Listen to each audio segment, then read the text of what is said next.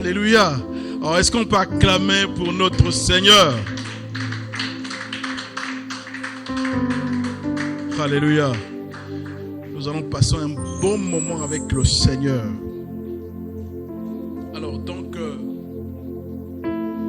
bienvenue à vous à cette session d'école de prière. Aujourd'hui, nous abordons la 4e partie de notre série d'enseignements sur la prière d'ensemble. Dites prière d'ensemble, s'il vous plaît. Dites prière d'ensemble. Donc aujourd'hui, nous abordons la 4e partie de ce thème. Et le sous-thème, c'est distance et nombre. Alléluia. Distance et nombre. Nous avons déjà commencé à éplucher ce sous-thème depuis la semaine dernière, je crois même celle d'avant. Alors, notre texte de base, c'est Matthieu chapitre 18. Matthieu chapitre 18, les versets 19 et 20. Matthieu chapitre 18, les versets 19 et 20. Je vais lire dans la version Louis II. La Bible dit: je vous dis encore que si 2 d'entre vous s'accordent sur la terre pour me demander une chose quelconque, elle leur sera accordée par mon Père qui est dans les cieux. Car là où 2 ou 3 sont assemblés en mon nom, je suis quoi? Je suis quoi? Je suis au milieu d'eux. Seigneur, je te dis merci. Je célèbre ta présence ce soir. Parce que cette promesse, Père, que tu as faite à tes disciples il y a plusieurs siècles en arrière, cette promesse s'adresse désormais à nous.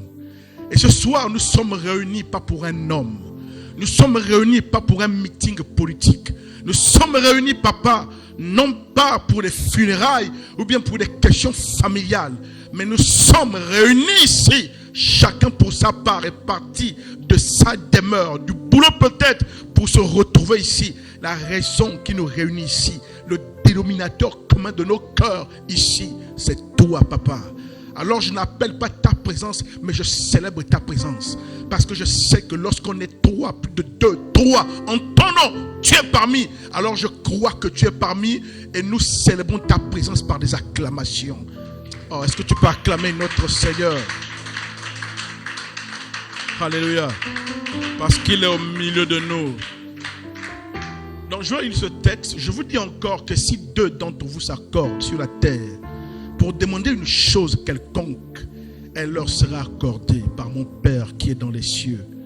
Car là où 2 ou 3 sont assemblés en mon nom, je suis au milieu d'eux. Quoi, il y a une fenêtre qui s'ouvre encore? Alléluia. Alléluia.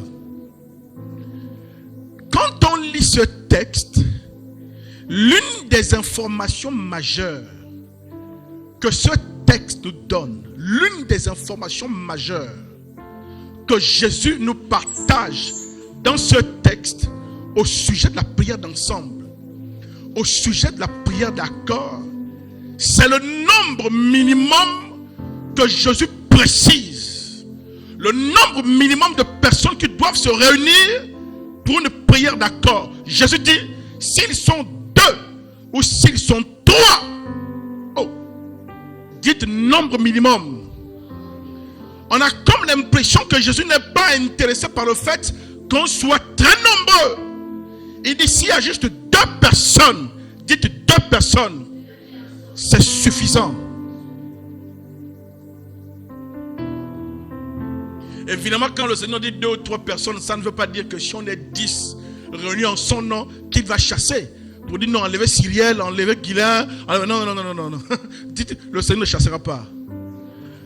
Et qui va arriver Bettina que non, je ne veux pas voir Bettina. Non. Dites, il y a assez de place pour la prière. Il il y a assez de place dans le royaume des cieux. Mais ce que Jésus, donc, il fixe en fait le minimum, qu'il faut un minimum de 2 personnes. Alléluia. Donc, comme je disais, qu'on a comme l'impression que Jésus ne s'intéresse pas donc beaucoup au nombre. On a comme l'impression qu'il ne met pas trop l'accent sur le fait qu'on soit nombreux. Alléluia. 2 ou 3, ça suffit. Mais quand on lit le texte, en revanche, on a comme l'impression que si le grand nombre n'intéresse pas le Seigneur, si le grand nombre n'est pas obligatoire, n'est pas une condition sine qua non, en revanche, on a l'impression que la qualité des personnes impliquées dans la prière d'accord intéresse beaucoup le Seigneur. Dites la qualité. Et c'est ce dernier aspect qu'on va voir aujourd'hui. La qualité, selon le Seigneur, des personnes qui se réunissent pour vaquer la prière d'ensemble, pour que cette prière soit efficace. Vous êtes 2, oui, vous êtes 3. Mais quelle est la qualité de ces personnes? Quelle qualité devait avoir ces personnes pour vaquer à la prière d'accord? C'est la problématique à laquelle nous allons nous attaquer, la question à laquelle on va s'attaquer, évangéliste, ce soir. Dites la qualité. En point 1, je dis ceci: lorsque ces personnes se réunissent, s'assemblent pour vaquer à la prière d'ensemble, pour vaquer à la prière d'accord, la première qualité qui doit caractériser ces personnes, c'est la foi en Jésus. Puisque la Bible dit au verset 20 de notre texte de base, Matthieu chapitre 18, 19 à 20, au verset 20, la Bible dit: car là où 2 ou 3 sont assemblés en mon nom, dites en mon nom. En mon nom, ça signifie que ces personnes doivent s'assembler au nom du Seigneur. Mais tu ne peux pas t'assembler avec quelqu'un d'autre au nom du Seigneur si au préalable tu ne connais pas le Seigneur. Si au préalable tu n'as pas une relation avec le Seigneur. Si au préalable tu n'as pas la foi dans le Seigneur. Dites la foi au Seigneur. En réalité, quand le Seigneur parle là, il ne s'agit pas de n'importe qui. Dites n'importe qui. Parce que quand vous étudiez ce texte de Matthieu chapitre 18, est-ce qu'on peut ouvrir? Quand vous étudiez ce texte, avant les versets 19 et 20 qui nous intéressent ce soir, lorsque vous remontez plus haut, Matthieu chapitre 18, vous vous rendrez compte que les versets 19 et 20 que nous étudions ce soir sont la conclusion d'une adresse, d'un message que le Seigneur a commencé à apporter, à donner beaucoup plus haut. J'aimerais donc qu'on lise à partir du verset 15. Il n'y a pas le verset 15 à l'écran. Hein, évangéliste? Lisons pas à partir du verset 15. La Bible dit quoi? Matthieu, est-ce qu'on peut donner le micro à l'évangéliste Guilain, s'il vous plaît, il va lire. Tu commences à lire à partir du verset 15 et chaque fois tu précises les versets, s'il te plaît. Matthieu chapitre 18, à partir du verset 15. Si ton frère a péché, va et reprends-le entre toi et lui seul. S'il t'écoute, tu as gagné ton frère. Verset 16. Mais s'il ne t'écoute pas, prends avec toi 1 ou 2 personnes afin que toute l'affaire se règle sur la déclaration de 2 ou 3 témoins. Verset 17. 17, oui. S'il refuse de les écouter, dis-le à l'église. Et s'il refuse aussi d'écouter l'église, qu'il soit pour toi comme un païen et un publicain. Verset 18. Je vous le dis en vérité, tout ce que je vous le dis en vérité, tout ce que vous lierez sur la terre sera lié dans le ciel, et tout ce que vous délierez sur la terre sera délié dans le ciel. C'est bon, merci. Amen. C'est après ce verset 18 qu'on a eu au verset 19. Alléluia. Est-ce que vous ne remarquez pas qu'avant que le Seigneur au verset 19 et 20 ne parle du fait de s'accorder dans la prière, il commence à parler d'abord de certains frères en haut, vrai ou faux? Et quand il parle de ses frères, il dit, si ton frère a péché, tu l'appelles, tu l'exhortes. Si tu le reprends, il ne t'écoute pas, tu appelles une deuxième personne. S'il n'écoute pas, tu appelles une troisième. S'il n'écoute pas, il dit, tu le dis à l'église. Donc ça veut dire que ce que Jésus est en train de dire là en réalité, quand il parle au verset 19 au verset 20, ça concerne des membres de l'église. Le verset 19 et 20, c'est la conclusion d'un message qu'il a commencé à adresser à certaines personnes. Dites, je suis membre de l'église. Bettina, la qualité des personnes qui, selon Jésus, se réunissent pour vaquer la prière. Et vous allez comprendre pourquoi. Donc la première qualité, c'est les personnes qui ont foi en Jésus. C'est pourquoi il dit que si deux toi s'assemblent en mon nom, c'est supposé être des personnes qui ont une relation avec Jésus, qui l'ont accepté, qui ont foi en lui et qui vivent pour lui.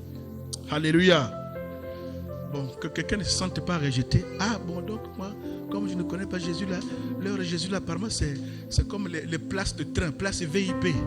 Là-bas c'est VIP, je n'ai pas l'argent pour aller là-bas, Adrienne. Visiblement l'heure de Jésus là, apparemment c'est comme l'avion, quand tu prends l'avion à classe économique, la première classe, il y a classe à faire. Là-bas c'est pas ma taille. Puisque maintenant quand j'arrive, après on dit, oh non, Lord Jésus, si tu n'es pas, dites la porte est ouverte. L'accès est gratuit. Voilà, alléluia. Donc, la première condition, quand on étudie ce que Jésus dit, c'est que les personnes qui s'assemblent doivent le faire au nom du Seigneur. Ça veut dire des personnes qui ont foi dans le Seigneur. Alléluia. Et comme la Bible s'explique par la Bible, j'aimerais qu'on voit notre texte. Jacques chapitre 5, les versets 14, 15 et 16. La Bible dit, quelqu'un parmi vous est-il malade? J'attends que vous puissiez vous retrouver. Jacques chapitre 5, du verset 14 au verset 16. Je vais lire moi-même. La Bible dit au verset 14, quelqu'un parmi vous est-il malade? Dites quelqu'un parmi vous. Est-il malade? Qu'il appelle les anciens de l'église. Non, pas besoin de répéter. Et que les anciens prient pour lui en loignant d'huile au nom du Seigneur. Dites prière d'ensemble. Ce qui est beau, c'est que ce texte nous donne un exemple de prière d'ensemble, évangéliste. Une personne qui est supposée peut-être être seule ou chez elle, qui a une difficulté, qui est malade, mais la Bible dit, si tu es malade, va à l'église, pas va voir l'ancien, va voir les anciens au pluriel. Dites prière d'ensemble. Et que les anciens prient pour toi. Et que les anciens prient pour lui en loignant d'huile au nom du Seigneur. Verset suivant. La prière de la foi sauvera le malade. Et le Seigneur le relèvera. S'il a commis des péchés, il lui sera pardonné. Et le verset 16 dit quoi? La prière fervente du juste a une grande efficacité. Ce texte que j'utilise en appui de texte de Matthieu 18 donne donc ici deux détails par rapport à la qualité que devraient avoir les personnes qui s'assemblent pour la prière ensemble. 1. La foi en Jésus. 2. Cette personne est membre de l'église. C'est quand même étrange qu'il n'a pas dit dans Jacques, si tu as une difficulté, si tu es malade, si tu as une situation particulière qui implique la prière, il n'a pas dit va rechercher quelqu'un dans la rue. Dites étrange. Il n'a pas dit va voir quelqu'un dans un banja, vrai ou faux? J'ai un de mes petits frères Tanguy. Là où il habitait à côté, il y avait un truc comme ça, un banja. Mais ils avaient la particularité, la nuit quand ils commençaient leur veillée, les gens du banja, ils mettaient d'abord les cantiques. Dites cantiques. Les cantiques d'âme jusqu'à partir d'une certaine heure. Après, ils en... l'autre dit c'est ce qu'ils font. On dirait que tu as des voisins là-bas qui sont... Ils dament d'abord les cantiques. Après les cantiques, ils passent, selon eux, aux choses sérieuses. Bref, je ne vais pas m'entrer dans ça, sinon on va dire que non, il y a un pasteur qui est contre la culture. Vous savez que les pentecôtistes on parle de la culture, retour aux sources. Pourquoi est-ce que Jésus ne dit pas va voir qui est disposé pour prier avec toi? Dites nombre, mais la qualité des personnes qui composent ce nombre qui va prier avec toi en réalité. Pourquoi il ne dit pas va voir dans la rue quelqu'un qui est disposé? Pourquoi il ne dit pas cherche quelqu'un de disposé qui a envie? Il précise, va à l'église.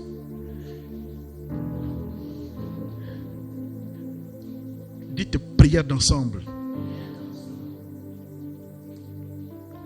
Est-ce que Jésus est en train de faire la ségrégation?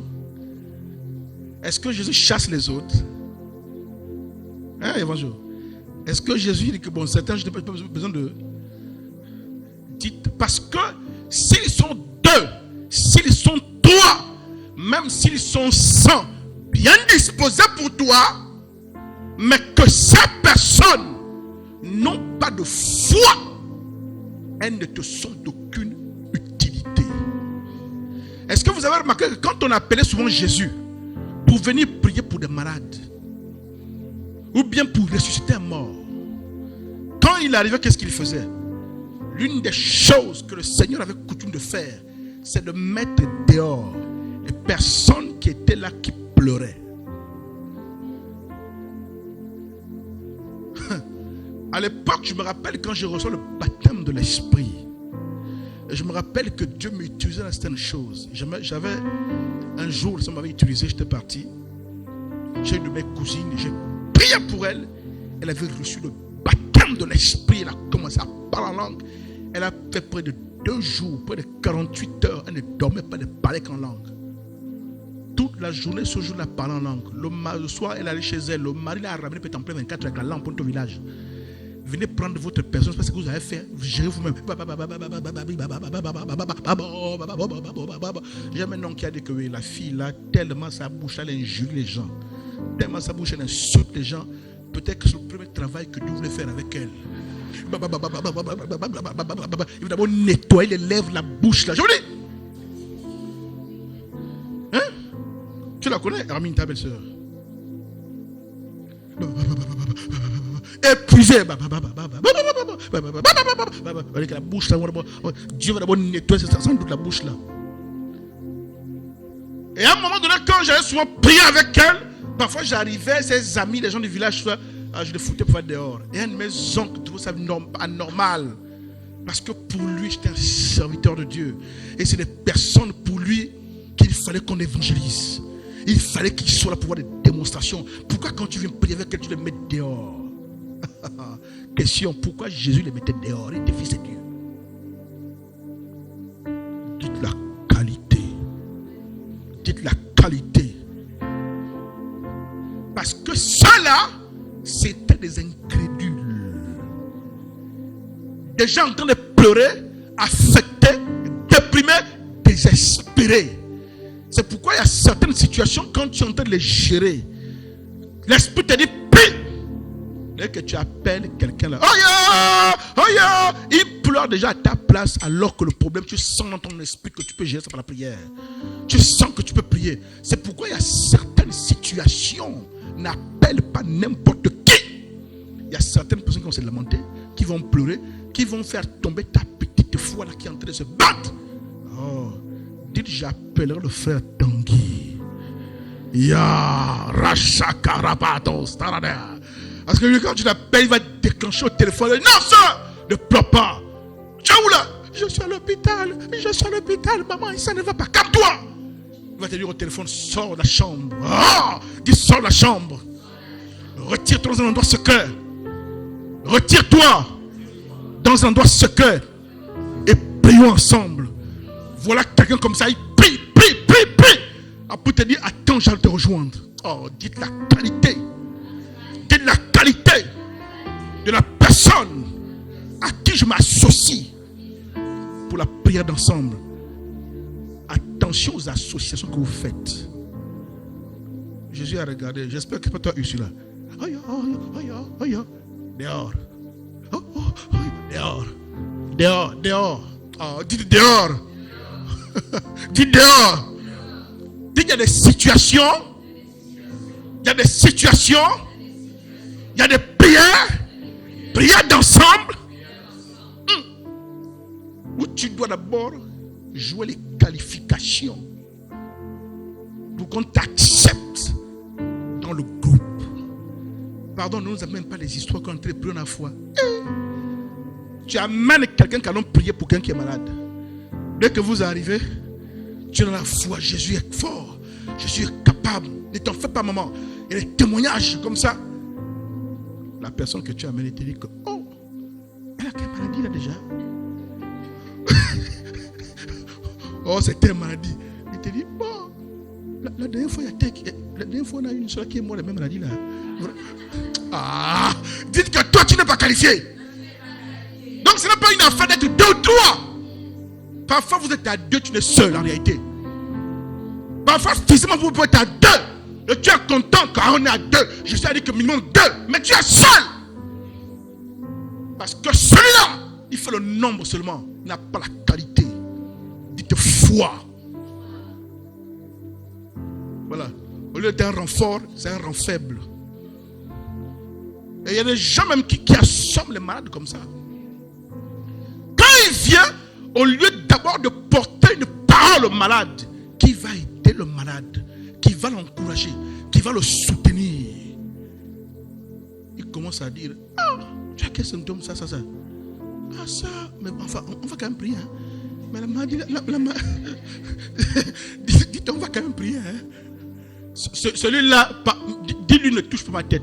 Frère, s'il te plaît, je te respecte, mais repars. Dis les enfants, mets-moi un téléphone. Alors un téléphone. Je vais appeler l'évangéliste Guilain.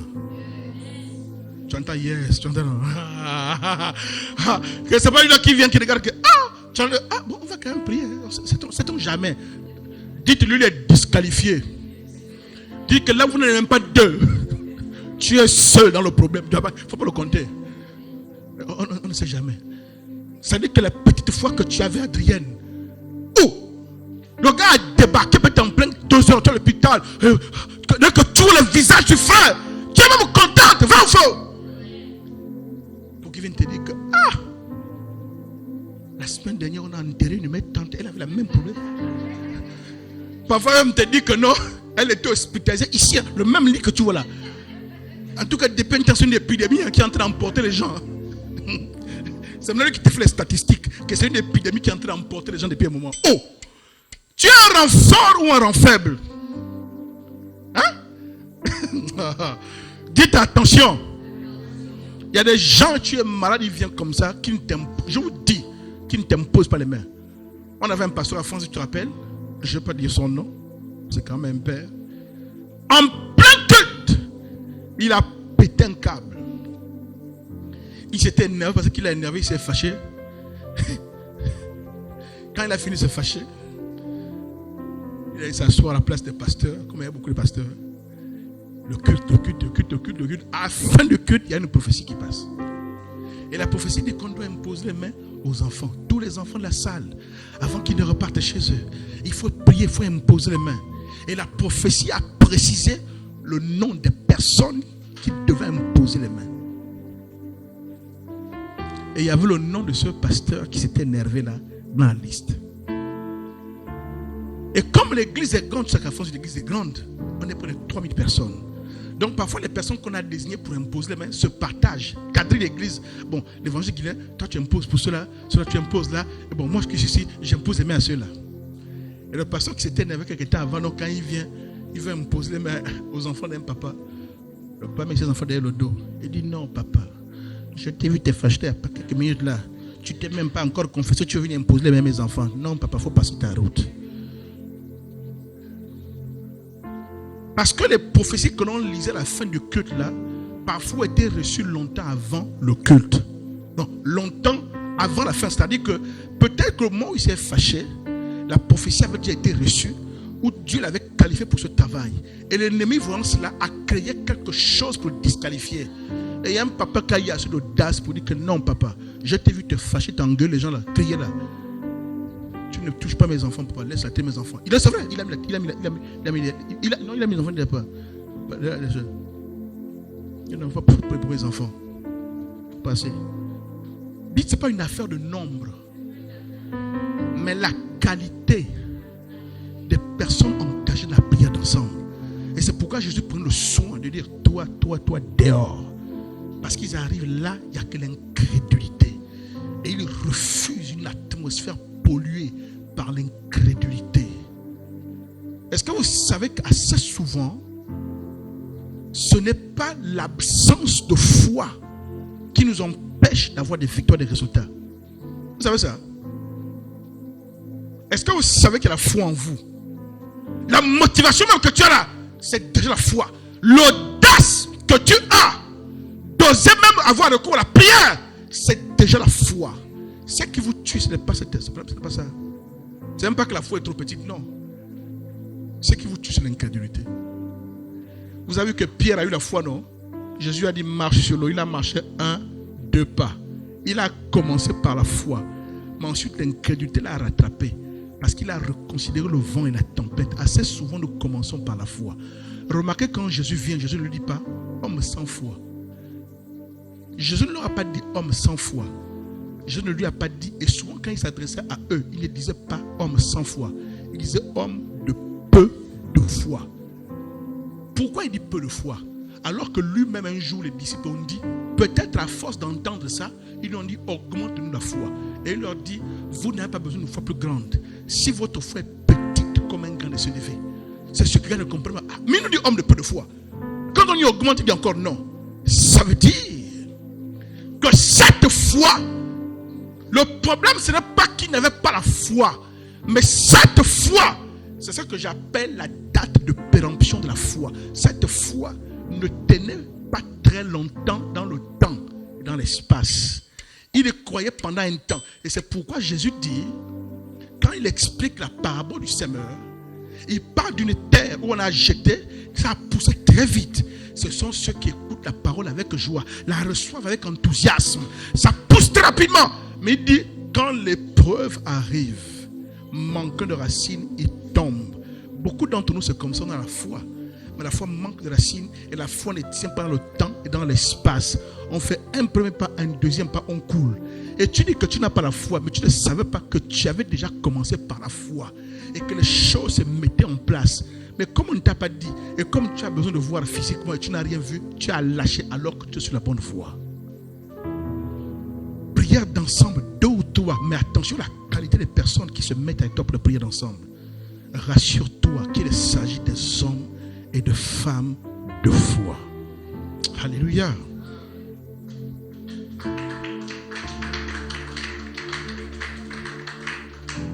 Alléluia. Et l'apôtre Jacques nous conseille d'aller même à l'église, voir les anciens. Dites les anciens. Lorsqu'on parle des anciens de l'église, j'aime l'explication que donnait un père de l'église. Parce qu'assez souvent dans l'organisation, l'administration de l'église, je ne peux pas vous fatiguer avec ça. Dans l'organisation, la gestion de l'église, vous remarquez que parfois dans l'église, il y a le pasteur, il y a les anciens, les diacres, qui sont les membres du conseil qui gère l'église. Ça, c'est dans le cadre des églises qui ont le mot de gestion presbytérien. Alléluia. Il y a le pasteur, les anciens.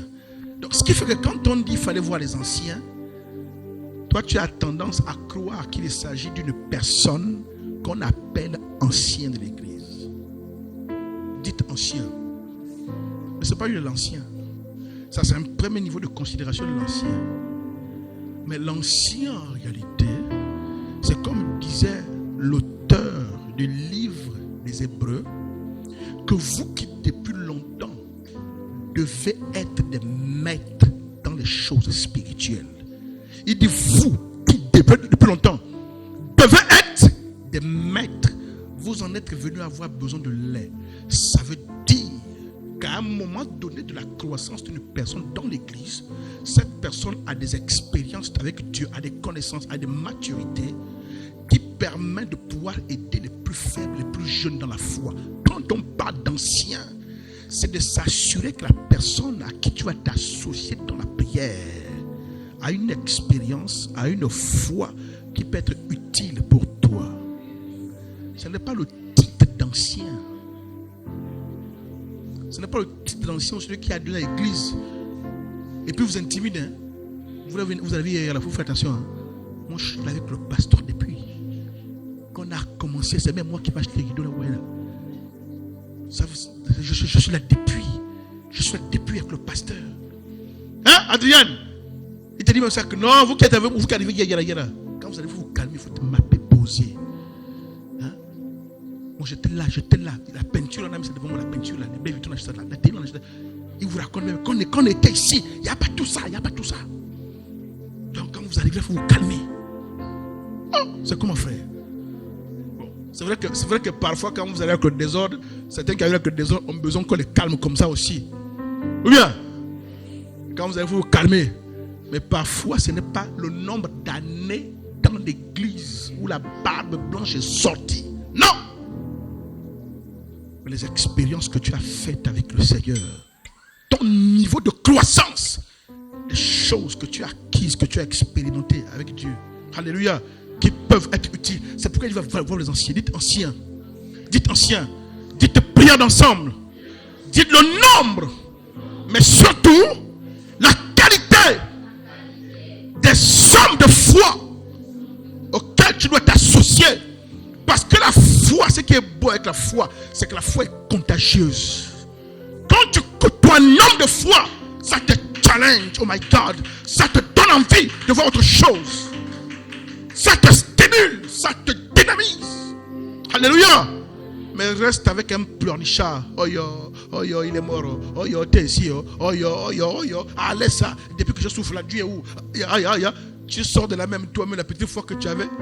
Il y a des gens parfois tanguis. Tu viens avec la grande foi pour le motiver. Il tue encore ta foi. Ah, laisse ça depuis que je souffre là. Et je suis où? Oh, ça fait 5 ans. Je n'ai rien vu. Laisse-moi ça. La dernière fois, tes soeurs est morte, non? La dernière fois, tes frères, on l'a tué par accident. La dernière fois, l'autre aussi était empoisonné. Jésus était où? La dernière fois. Après ta foi commence à dire, oh, mais il a raison. Hein? Vraiment, il a raison. Hein? Là, si la foi est contagieuse, même l'incrédulité est contagieuse. Oh, dit, je refuse de m'associer pour la prière à l'incrédulité. Je vais sélectionner. Oui.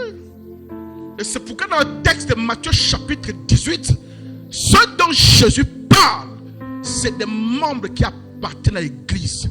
C'est pourquoi on dit que la prière fervente du juste, dites le juste, c'est celui qui a cru en Jésus, qui a été justifié et qui est membre permanent du corps de Christ. Non, pas des expériences. Non, vous savez, mon père était prêtre. J'ai même fait le séminaire, vous savez, j'ai fait le séminaire. J'ai été baptisé, communié, confirmé. Il te raconte, là, c'était en 97. Il ne faut pas suivre, tu me vois là, il faut suivre. Il a Guinness à côté, il ne faut pas suivre. Hein. C'est pas parce que tu me vois fumer, Je te dis que ma mère a failli m'aller au couvent. Dis, t'as fait aller au couvent. Ah, fait aller au couvent. Moi, je suis catholique, hein. Peut-être pas pratiquant depuis quelques années. Mais moi que tu vois là, dites, va prier ailleurs. Je ne m'associerai pas à toi. Dites l'affaire de prière d'accord. Selon Jésus, quand il dit si 2 ou 3 d'entre vous, c'est que tu dois comprendre que quand on écrit ce texte, quand Jésus parlait, est-ce que tout le monde était là? Est-ce que tout le monde était là? Donc les personnes à qui il parlait, c'est qui? Quand il dit 2 ou 3 d'entre vous, il s'adresse à qui?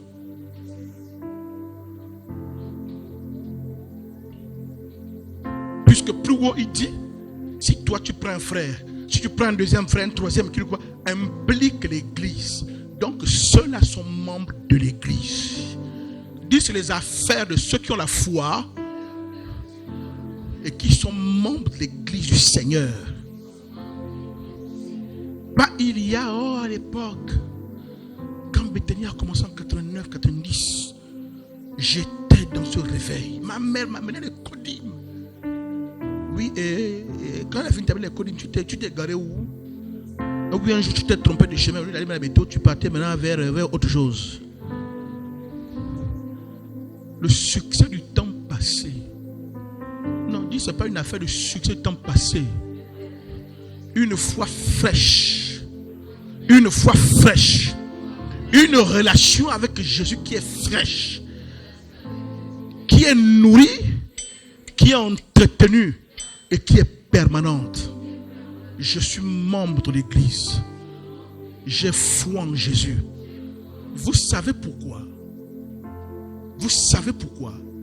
Parce que quand vous lisez le verset 17 plus haut, il dit: tout ce que vous lirez sur la terre sera lié dans le ciel.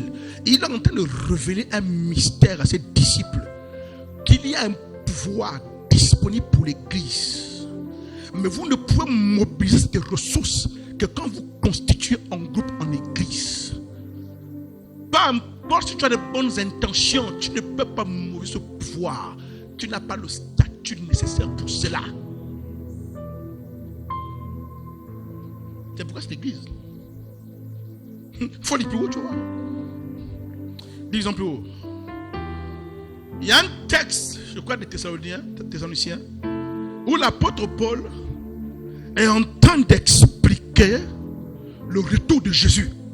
Et il dit, Bettina, que quand Jésus viendra récupérer l'église, quand il va enlever l'église, que personne d'entre vous ici, moi y compris, ne manque l'enlèvement. Je vous dis, ayez une relation avec Jésus. Soyez sincères. Parlez-lui en secret. Confessez-vous. Soyez sincères. Au moment où je parle, la Christ peut arriver. Il y a des prédicateurs qui vont rester. Je peux t'entendre le bruit là. Christ arrive, il récupère. Les gens disparaissent, s'en vont. Le prédicateur reste avec le micro. En train de pleurer, Seigneur, pardonne-moi. L'affaire de Dieu là, c'est compliqué. Soyez sincères.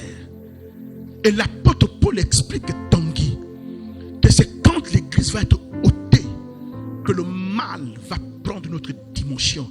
Ça veut dire que là tu comprends une autre profondeur quand la Bible dit vous êtes le sel. Parce que le sel stoppe la corruption. Ce n'est pas juste la dimension qu'on pense souvent où on dit en tant qu'enfant de Dieu, quand je suis quelque part, je dois être intègre et lutter contre les mauvaises habitudes. Ce n'est pas que ça. L'église en tant que corps, sa présence dans le monde empêche au diable et au monde de faire élever le niveau du mal. En fait, c'est l'église qui freine l'action de l'ennemi, la présence de l'église. Et en fait, Jésus est en train d'expliquer qu'il y a un pouvoir, des prérogatives rattachées à son église. Et ce qu'il essaie de nous expliquer, c'est pour dire qu'en réalité, vous n'avez pas besoin d'être réunis ensemble, le pasteur, les diacres et tout cela. Si 2, 3 d'entre vous, membres de l'église, vous vous réunissez, c'est suffisant. C'est ce qu'on appelle, même dans des assises, des assemblées, on appelle ça le quorum, vrai ou faux? Dites quorum. C'est pas lorsque certaines assemblées doivent siéger, on cherche à savoir si le quorum est atteint pour prendre une décision qui sera valable. C'est pas ça. Oh, il y a 15 conseillers. Oh, la loi dit il faut que 10 conseillers au moins soient présents en contact. S'il y a 9, non, on ne peut pas décider. Dès qu'il y a 10, le quorum est atteint. Parce que ce quorum est atteint, pourquoi? Parce que cette assemblée, la loi lui a donné, cette assemblée jouit de ce qu'on appelle la force publique. Donc la loi lui a conféré le pouvoir de décider par rapport à cette chose. Mais pour débloquer ce pouvoir, on dit il faut qu'un quorum soit atteint. Jésus aussi a conféré un pouvoir à l'église. Mais il dit que l'église, ça c'est quoi? Vous devez être un nombre local, minimum 2 ou 3. Ce pouvoir est libéré. Donc ce n'est pas une affaire de ton cœur qui est bien disposé. Parce qu'il ne mettra pas le pouvoir entre les mains de n'importe qui. Un jour, quelqu'un m'a dit, tu sais pourquoi certains d'entre les chrétiens n'expriment pas le pouvoir? J'ai dit non. Il dit parce que quand Dieu te regarde, il ne sait pas si tu appartiens à son armée. Est-ce que vous pensez que l'armée gabonaise peut remettre, si par exemple on a la bombe atomique, on va mettre les codes, les clés d'accès à un soldat centrafricain. Dites bizarre. Tu es au Gabon, donc nos tactiques militaires, hein, les secrets d'État, documents classifiés, on va remettre entre les mains d'un Guinéen. Dites c'est pourquoi il y a un niveau de pouvoir, d'accès, que le Seigneur ne permet pas qu'il soit débloqué et mobilisé par des personnes qui n'ont pas le statut de membre de l'Église. C'est l'Église uniquement qui peut débloquer. C'est pourquoi il dit, dans sa prière, il précise. Oui, prière. Et il dit, va à l'Église, vois les anciens de l'Église. Après il dit, la prière fervente du juste. Après il dit, la prière de foi. La foi est la position du juste. Prière d'ensemble, oui, mais choisis des hommes de foi. Et choisis des membres de l'Église de Jésus-Christ. C'est aussi simple que ça. Dites aussi simple que ça. Dites deuxième qualité. La première qualité, c'est que les personnes avec lesquelles je dois m'associer pour prier. Deux personnes, bien une seule personne, personne de foi, membre de l'Église de Jésus-Christ.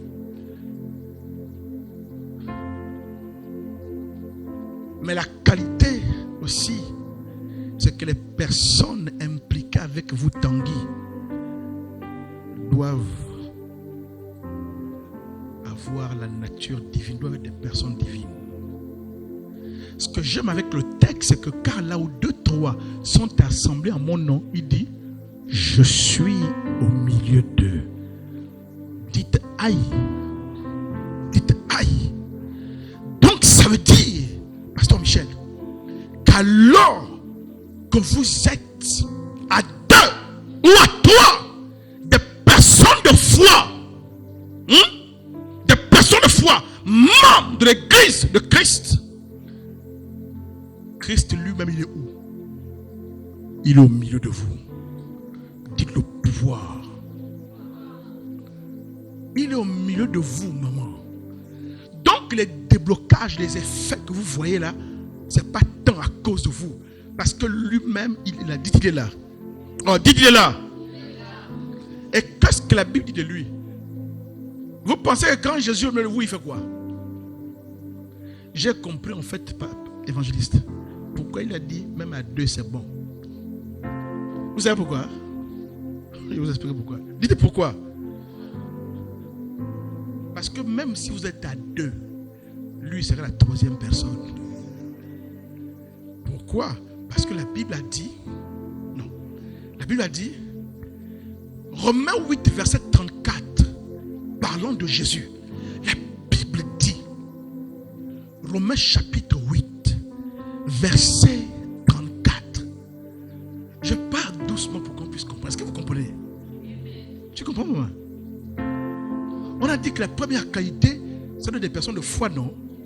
Qui appartiennent à l'église, non? La deuxième qualité, c'est qu'il faut que dans votre prière d'ensemble, qu'elle soit prière d'ensemble efficace, qu'il faut l'investissement, la présence des personnes divines. Pourquoi? Parce que Romains chapitre 8, 34 dit quoi? Qui les condamnera? Christ est mort. Bien plus, il est ressuscité. Il est à la droite de Dieu et il intercède pour nous. Parce que pendant que vous priez, Jésus à vos côtés participe aussi à la prière.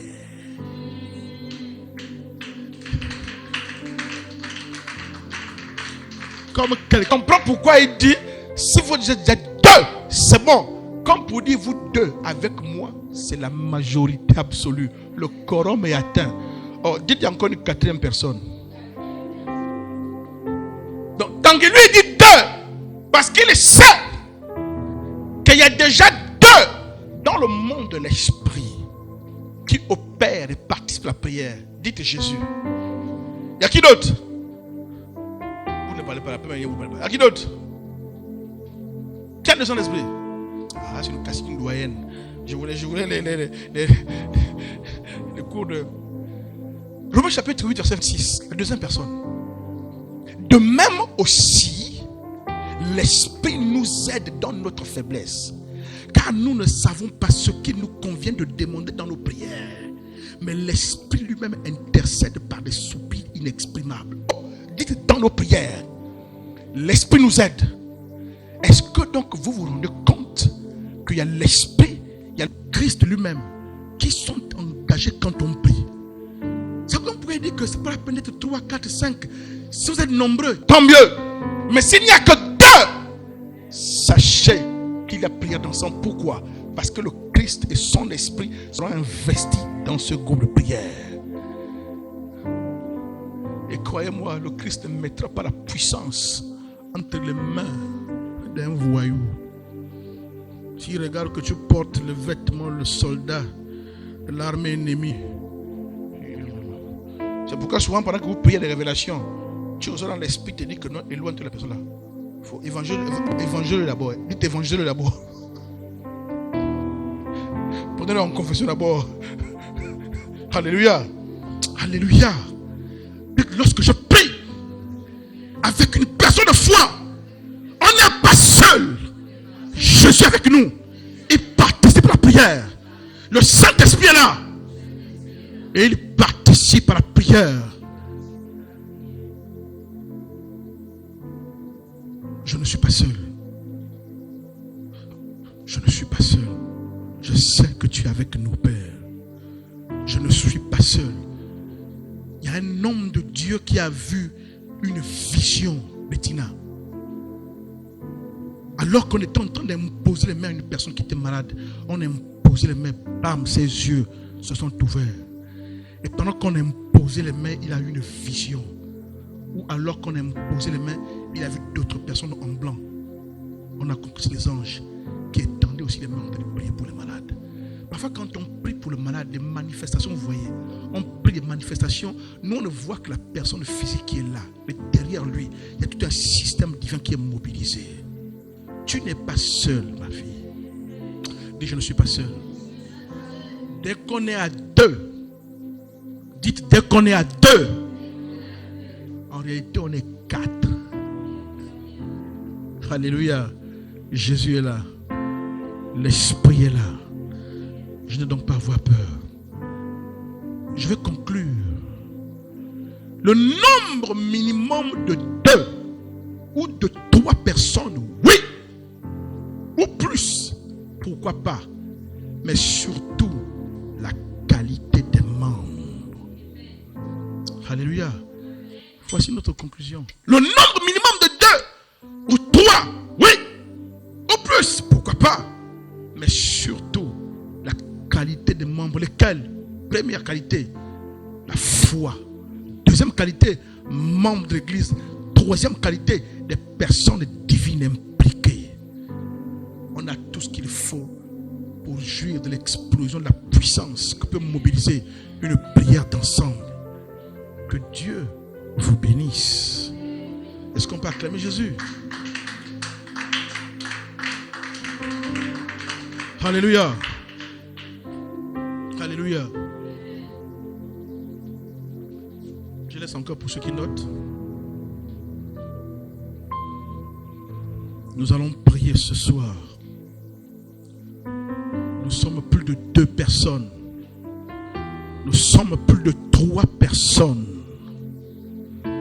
Ce soir, nous allons prier. Maradou Shaparavi les Karasta Ivelé.